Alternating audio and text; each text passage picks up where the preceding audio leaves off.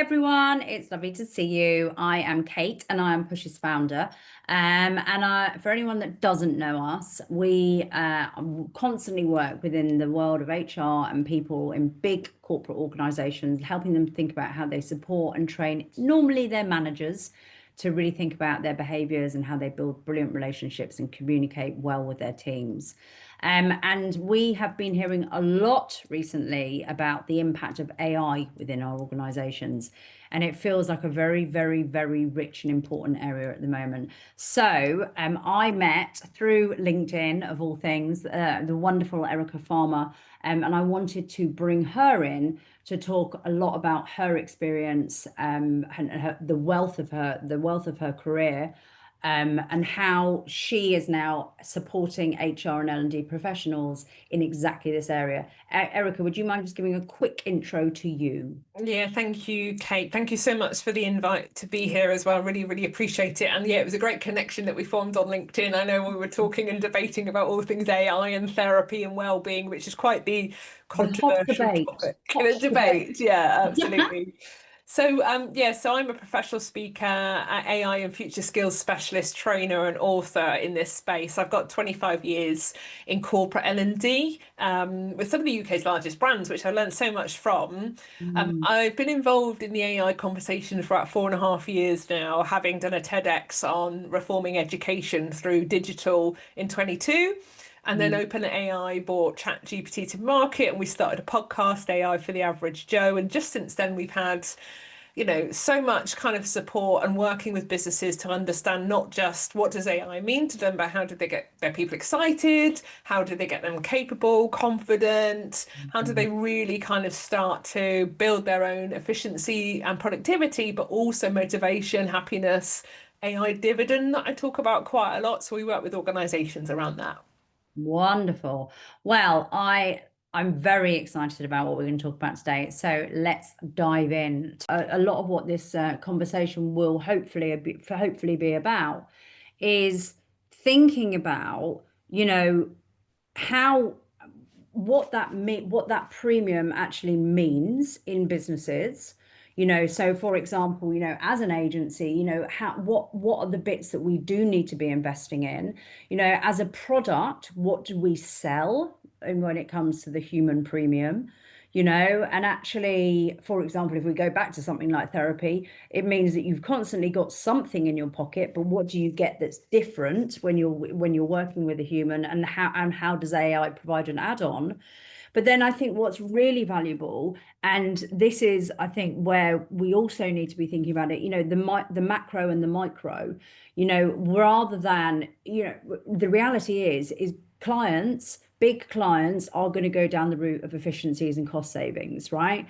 And so then, rather than trying to fight the entire beast, how do we ensure that individuals are, what's the word I'm looking for? Skilled and confident enough that whatever happens to them, they're going to be all right.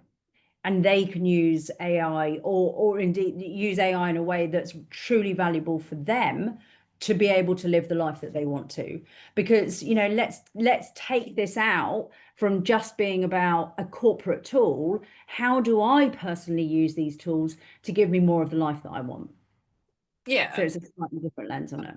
100%. I call that the AI dividend. And we all have our own AI dividend. And my AI dividend is using LLMs that, allow me to do more of the job I love in running my business and less of the job like crunching the numbers and things like that. But also someone with fibromyalgia, I Mm. need kind of that downtime. So actually, I don't have that guilt of not being sat in front of the screen constantly trying to run my business when actually I know AI is taking away not all of the kind of automated mundane work, but certainly some of it, which frees up my energy, time, and headspace to do more client work, for example. Yeah, I know Rach, who's on here, says this helps her be the professional that she wanted to be, right? Yes. It supports her in doing that. And may I say, I agree that it does. So Without further ado, right, a few things from me. We want to do a quick poll. Rachel's going to do a quick poll for us now about who's here, etc. But by the way, guys, all the way through this, please, please, please do keep coming in with questions because we will absolutely answer them. So first and foremost, who's in the room with us? Have we got L&D people, HR people, founders, coaches, other, Other. other? Just other. Doesn't matter, whatever you are. It would be lovely to hear from you. So what have we got? We've got a lot of L&D, a few HR, no other founders, but coaches and others. Great. Okay. And then the next one. Oh, hold on, share results. There we go. Right, next one is this. Right, what are you all right on that one? So what brought us here today? Is it that you want to understand what AI means for your people strategy?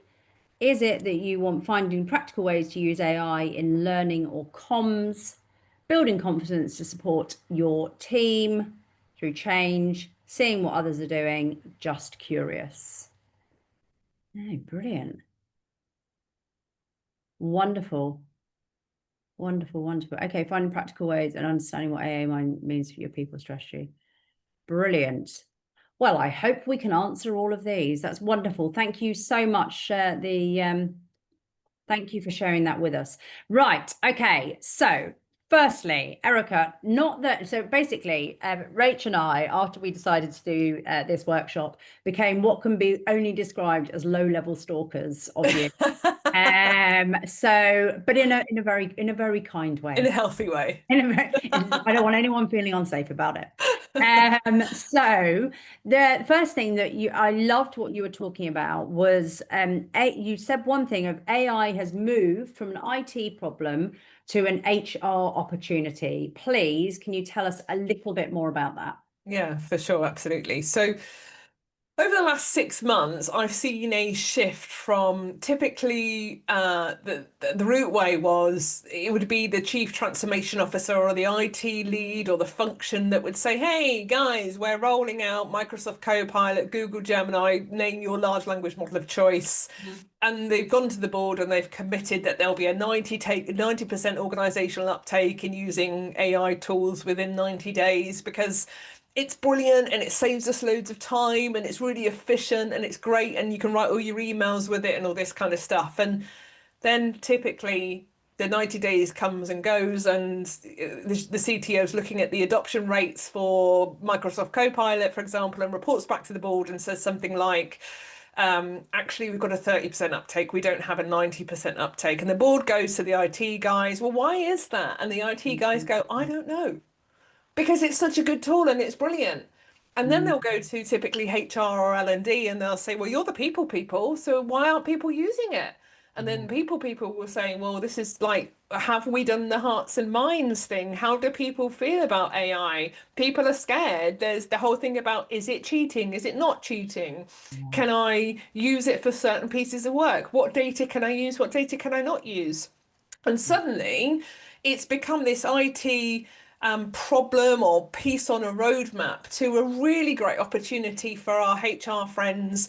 I count myself as a HR L&Dier in my background, but Yeah. also not just from skills and hands-on, let's just use large language models, but let's really unlock what the future of our work looks like and how we redesign that.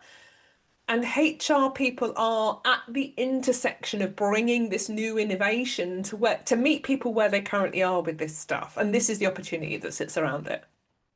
You know what? One of the things that I think, give me one second. I'm just going to stop sharing because my thing went a bit weird. I'm going to come back in now with it, so forgive me. Do you know one thing that I immediately thought about when you were oh God, wrong one, sorry. When you were talking about that was the fact that it does tend to be that leaders tend to come to HR when there's a problem rather than, oh, maybe we should have thought about this first of all. Maybe we should have thought about how we're employing this with people, how we're getting people to actually use this as a tool in the first place. And you know, the way you have to start with this is hearts and minds. You have to give people like when we learn to drive a car, right, we go through a test, we have a license, we have training, which gives us the kind of conscious, competent skill set to use it. But we Mm, also need a sat nav or a road map or something like that that gives us the guardrails and where we go. You can't really do one without the other, not knowing what the future looks like. It's yeah. the same with this stuff. You've got to give people the time and space to tell you and cognitively digest how they feel about this technology for so many different reasons. And if you just dump it on people's laps, they're not going to have that time to do it. Therefore, they're not going to feel psychologically safe. Therefore, Mm, they're not going to pick up the tool and adopt it in the way. Or they might, is a very limited way. I might rewrite a report or an email in a certain company tone of voice. But mm, what I'm not going to do is get really innovative and creative, which is that unlock of the future of work mm. around how do we do better work when we can default and automate the stuff that we don't like doing so much. And we're talking about KPIs around job satisfaction and motivation and happiness and well-being as well as productivity. Why Yeah. wouldn't we go after all that stuff? And that's it, isn't it? It seems like therefore the fallback, as always, is always productivity. Do more for less, right? Rather And than that's not actually how we keep. work, right? We're not the machine in this equation. So And that's it, isn't it? And I think it's, in fact, you know what? Can you share with people about what Simply a Business are doing? Because I love this. yeah. So one of my clients that I've been working with recently, Simply Business. So they're effectively a platform supplier broker for business to business insurance. They don't supply insurance themselves. They are a SaaS product. And I've been working with them recently on getting people engaged in artificial intelligence, giving them practical skills like prompting, quality checking, that kind of stuff.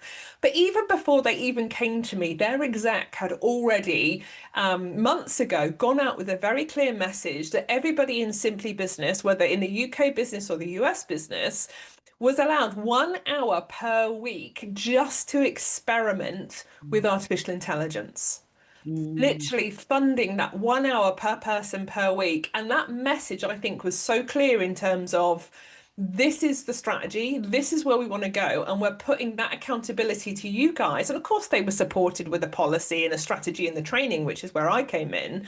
But actually, I haven't seen any other organization do something as brave yet as simple in yeah. terms of culture than Simply Business.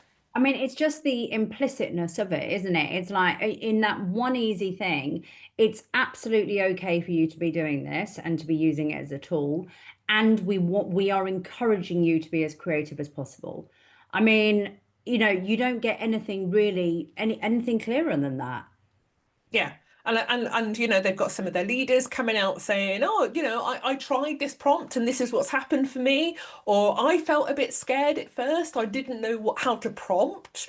And Mm, I've gone and learned that. So that vulnerability from the leadership team, as well as the clarity of that cultural message, yeah. it's just a match made in heaven, isn't it? Yeah, it really is. And I think that's a really interesting place there as well. It's that, I often say in a lot of the workshops that we do that I'm trying to create a space where people can practice, and I suppose that's another part of the Simply Business thing, it's actually encouraging people to practice, Yeah. and again, that kind of that really sets a tone for how we're operating as a business. And there just isn't you don't often get that within corporate structures. 100%. And sometimes we'll see them hit the mark on the skill set. So like the capability building, which is great. That AI literacy is core and for so many different reasons. But having the mindset of I'm feeling okay, I feel confident to do this stuff now because of that message from the exec. And then the right tools, we can't start AI tool first. We have to start mindset first, then Yeah. skill set, then tool set. It's And just, and there you go. I mean, so forgive me, guys. Obviously, I've just brought this slide up, but these are the three areas that Erica talks about in terms of what you should be thinking about, how ready your people are. But isn't this interesting? And this goes back to it being an IT strategy versus a people strategy. And let's be clear, I would imagine with any kind of digital transformation that a business does, they think about the IT, they think about the tools first, and they totally forget the mindset, maybe a bit of skills. Okay, but then the mindset piece forgotten totally, right? Yeah. And that's why the work that what you guys do is so important as well, is getting managers into that mindset because they're also going through that journey and Right. that change, but they're having to support other people to do the same. So they're wearing two hats, the same as HR. HR's thinking, well, I'm potentially the point of contact, certainly from the people strategy position around what does AI mean for us in terms of how everybody uses it in the business and Mm, what's kind of the guardrails, but also how do we then role model that in HR around how we use artificial intelligence as well. So again, there's that kind of two hats that everybody's wearing, right? yeah, absolutely. And that's it, isn't it? It's kind of like for managers in particular, obviously I naturally go to, who are who are overstretched and probably unaware themselves about how they should be using it, for them to then be able to set a precedent for other people. And also, by the way, it will all be down to a personal interpretation of how that manager feels about it, rather than it necessarily being something that's even at all reflective of the business itself. Yeah. There's no fine line on it.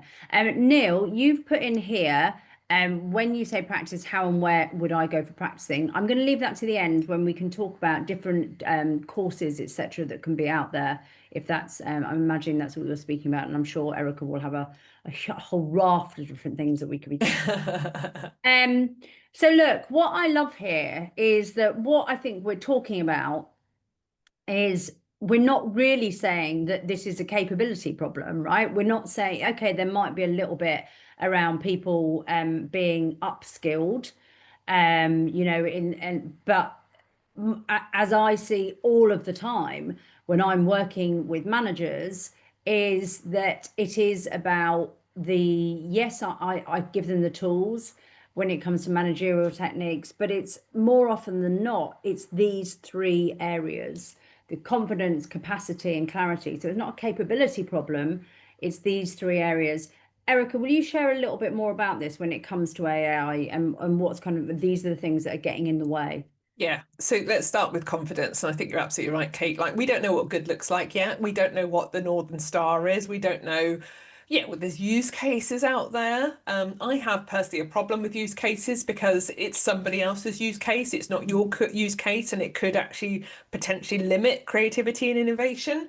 But it's about starting small, building, doing things where you get that what's in it for me moment, that light bulb moment, practice as we've talked about, supporting others, but within that guardrails of feeling that I'm not going to get in trouble, I'm not overstepping the mark, but I've got people that I can go to check that I am doing the right things. I've got that learning, I've got that training. I feel okay to start using those tools. And then as I grow that confidence, I start to become more innovative and confident, which is what we're looking at. Yeah, yeah, yeah. And I think that that is, let's not forget, one of the biggest things here when it comes to confidence is, how do I use this thing that could one day take my job? Yeah. Right? That is the utter tension that, I mean, we've never really had a tool like that before, So we understand, the confidence versus fear, which is immediately going to dispel any kind of safety, we've got to be really conscious of. Yeah, I think that's a really good point. And we've never had this kind of technology which democratizes everything. So, when, Yeah. we slept walked into the internet, or if you want to kind of build apps or web pages, you need to know coding, you need to know Java or Python or whatever it is. With AI, due to its natural language processing capabilities, anybody can pick up an AI large language model, ChatGPT, Copilot, Gemini, for example, and use it. So it has literally opened up the market for everybody to use it, which is scary for the reasons that you've talked about, but also exciting if we harness that in the right way. And there will be some job displacement because of this. Yeah, yeah, yeah. But like you said earlier, it's about organizations and people putting themselves in the right position so they don't get blindsided by it, or they have those transferable skills, or they feel comfortable in how they can put down old skills and Yeah. pick up new ones and apply them in record time. Because that learning agility is actually one of the number one skills we need going forwards with AI. 100%, and a growth mindset around it, And a right? growth mindset, absolutely. The Yeah. fact that it's, if we move from this place of scarcity into abundance, from fear into safety, the point about that being is that I'm not entirely reliant on this one job that is in front of me now, and this is where I think that we're going to see a lot of the scarcity within each of us as a human really bubbling up, because it's kind of like, I'm really fearful that I'm going to lose this role, but arguably, what then? Mhm. Because no job is permanent, period. And it's kind of like, actually, if each human can take on then a self accountability and feel empowered to think about how they use AI for themselves, right? So that whatever happens next, they're okay, right? Yeah. And it's so, rather than approaching it with fear, to be thinking about themselves as a whole of, again, how do I want my life to be? It suddenly starts changing tack. So rather than, oh my God, I might lose this job, it's like, how can it help me create the life I want? And I like your switch from job to life there, because that for me is a really good distinction in regards to the technology this can bring. And it might be that, people who are looking to retire within so many years actually exit the workforce earlier because Yeah. this is a change too much. My mum retired 5 years early because the change between Windows 9 and Windows 10, you know. But good for her because she's now living her best life in retirement. So, and I think we need to be okay with the fact that this just won't be for some people. But we also need to be okay with that uncertainty that you're talking about. Right, and I think that that's for me. So when it comes to confidence, it's not only in using the tools, it's confidence in self, Yeah, you know, it yeah, really is. yeah. Okay, let's talk about capacity and clarity. Yeah, yeah. And I think you said before, we're all busy, particularly HR, always busy, right? And we've got an opportunity here to really use and partner with artificial intelligence to understand our competing priorities and understand that actually that what's coming up for the priority list is that experimentation, that test and learn, and leading our businesses around what good practice looks like in using artificial intelligence, whether that's from an operating model perspective, whether that's from coaching, L&D, talent acquisition, recruitment, well-being, you name it, this stuff is going to affect it. So understanding how we can automate a lot of this stuff and free us up as business partners to do more of that consulting with stakeholders, you know, for me, that's a no-brainer. Yeah, agreed. Absolutely agreed. Okay, so gang, I'm going to ask you now, would you say, thinking about your organization, quick one, what do you think might be the biggest challenge that your organization is facing when it comes to these three areas? I almost laughed. I thought there was more than one on clarity there. It was like clarity. So confidence, capacity, and clarity. What might be your one, do you think? Okay.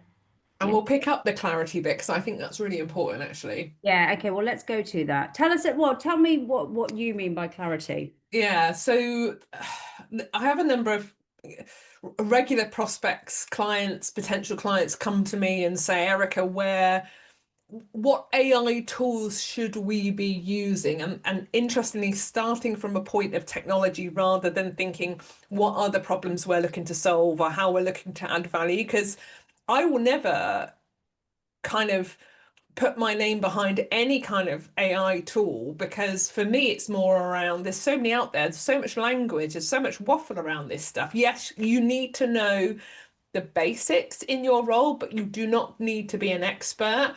You need to know how this all fits into your people strategy and what you're looking to achieve. Yeah, And that's what we do great in HR. yeah, So if your confidence is being knocked by some of this, or you are thinking, I don't know how I'm going to stay up to date with this stuff, let alone talk to stakeholders about it, actually go back to what you're brilliant at, which is partnering, consulting, supporting the people stuff. Because AI is just shining a light on this. It's not yeah, causing the problems. yeah. That's it. Is it? And to be fair, that's the same in leadership as well, right? Yeah. The point is that AI is shining now a light on the leadership problems that were always there.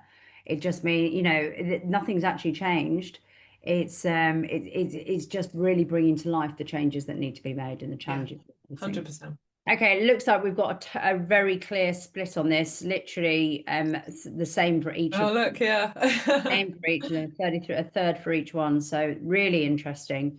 Really, really interesting. Okay, so look, let's think about now. We've thought about kind of like what the problems are. I'm really interested now to start thinking about, when we're coming to the response, what do we actually do about it? So how do we go about this, Erica? How do we go about kind of cutting through this noise and starting to make any kind of changes? Yeah, so start small, right, with any of it. Understand what the problems are you're looking to solve. That might be, the onboarding experience at your organization. That might be, how do you get through the number of applicants in recruitment in roles? That might be, what does your talent acquisition strategy look like and how you implement AI with that. Start small, understand the problem, understand what results you're looking for, and then work to map in AI to support that. And it could be something as small as just getting a transcription of interview notes to start with. That's Mhm. how you build the confidence and start to cut through the noise. And we already know there's a number of great tools. Zoom, AI assistant, transcription on Microsoft Teams. We're all using a lot of this stuff already. But then Yeah. we think about what other benefits can we get from that? If we're using AI to, I don't know, create a job description, how do we then iterate and work with it to build a capability framework or the skills needed or an advert that goes on LinkedIn or a report to the board or a report to the CFO specifically in their language? How do we use what we've built, but build that up and build our confidence that we talked about at the same time? Yeah. So almost then thinking about how you build it out from what the original task was to something that then elevates it even further. 100%. Because Yeah. that then, we know that then frees up our time and headspace to do more of the value add stuff, which again is the stuff that we love doing. Yeah. And it's almost that, isn't it? It's thinking about, how do I, it's the prompt that we're putting in there about how do I then take this to the next level. Yeah. So it's kind of like, so it's what's slipping in the first place. Then it's thinking about actually how can I elevate this to make it matter even more? Yeah, yeah, and a way around that is great prompting, like you said, knowing how to partner with AI. It's not just a one and done. It's using a prompt framework, giving it a persona, for example. So you are working with a digital colleague that's doing some of the thinking with you, Mm. and it's also being clear, crystal clear around what is the output that you're looking for, because we're not very good at being able to articulate Yeah. with clarity and confidence what it is we're actually going after. And I again, really, so go sorry. on. No, I really liked how you put it before about how you use AI almost as your junior Yeah, to be provide supporting you in making you even better, right? And like you said, 100%. yeah, make 100%. make it, and Yeah. then thinking about what is the outcome that you want to achieve here that goes even beyond anything which you've achieved previously. Yeah. And you'll be surprised, like if you give great instructions to a junior that's got potential and you do the right things and support them in the right way, you'll be surprised, like you get your outcome and more. And you tend to get that with AI now as well, because it starts to anticipate future needs that you might have. Or Yeah, it might come back to you and say, right, here's this outcome that you wanted. yeah, Can I do this, this, and this for you as well? And you think, oh my God, absolutely. Yeah, I didn't even think about that. So that would be yeah. brilliant. Yeah, and that's it, isn't it? It's about almost using it to be able to see through, working alongside you to see through stuff and get you to where you want to go even Yeah. further. And using it as a thought partner, we're terrible as human beings as making the same decisions time and time out over again because it's in our comfort zone, it's evidence-based, it's our in our preferences, but Yeah, it's not always the best outcome. So even yeah, asking AI to play devil's advocate on a decision that you want to make, for example, or come up with five creative ideas I would never have thought of, or pick up what my blind spots potentially could be on this people strategy, for example, benchmark it against external organizations within our sector yeah. that might operate in a similar way. It's about your creative thinking now and prompting in the right way. Yeah, I love that. And really elevating that.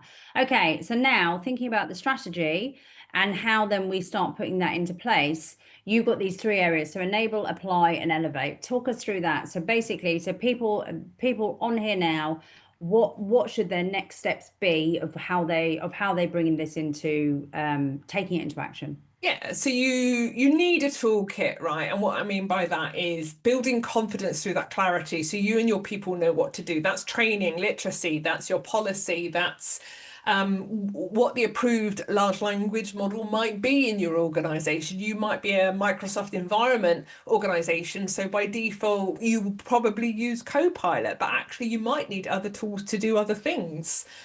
Clear data policies and data integrity is absolutely fundamental. Is the data that you hold up to date, particularly from people professions, employee data? Mhm. We need to be super clear what you're holding in things like SharePoint, for example, and working with your IT team to understand the clarity of that, because AI pulls from billions of data points. That's how it works, okay?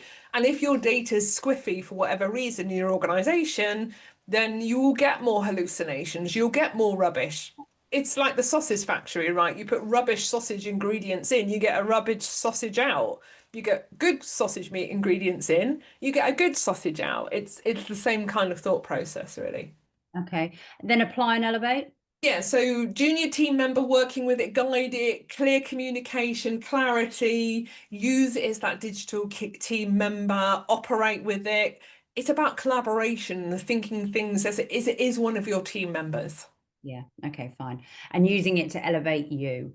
Yeah, what other skills do you and your people need to drive emotional intelligence, creativity, critical thinking, learning agility, all of those great things that we've talked about previously? Yeah, and I like that. And I think you've also very clearly talked previously about how now on org charts having this digital team member in there as well. So it's almost like now if we can at least be thinking that way, that they're taking up excuse me, specific roles within your teams, then we can also almost start writing the job descriptions for them and how they're going to be adding, right? Yeah, and take it a step forward, get it to write its own job description. Get it to Mm. educate you with that. Again, you're the puppeteer here. You're the human intelligence. It's the artificial intelligence. You're still in charge. And that's why I always want to steer away with AI is making us stupid. AI is de-skilling us. AI is doing this. It's not doing anything. We're in charge. We've got this opportunity.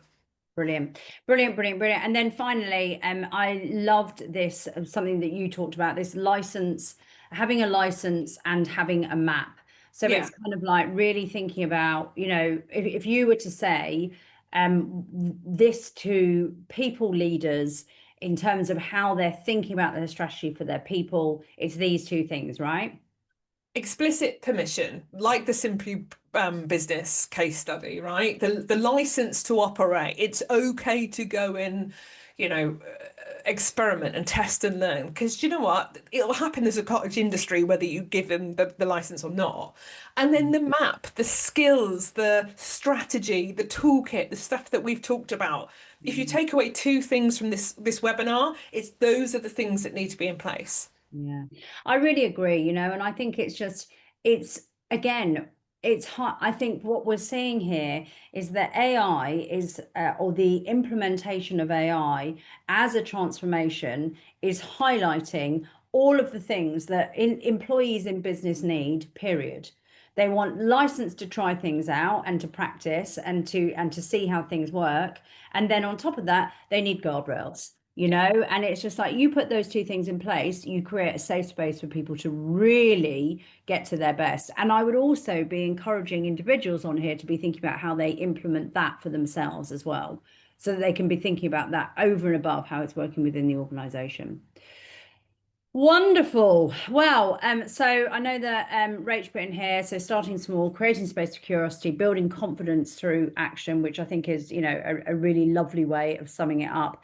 And I love this. Erica, your wonderful quote. I'm going to hand over to you. It's true. The human connection will be the commodity, it will be the license, it will be what people want, it will be our currency. And it's AI is not replacing this, it's enhancing what we do, freeing up our time, enabling us to really understand what our own human AI dividend is. Yeah, and I think that, just to go into this point, I think from our point of view, I hate to say it, I think that in many instances in businesses, we're pretty crap at this. I really hate to say it, but we really are. I see a lot of people never really sharing how they're feeling, never talking about situations that need to improve. And as a consequence, this is where business falls down. It really is, where assumptions are made versus action being taken. And I hope so much that one of the biggest things that falls out of this is that with AI coming in, we have more space, not to fill it with more work, but to think about the stuff that really matters. And again, I would encourage people thinking about this on an individual level as well as a macro level within organizations.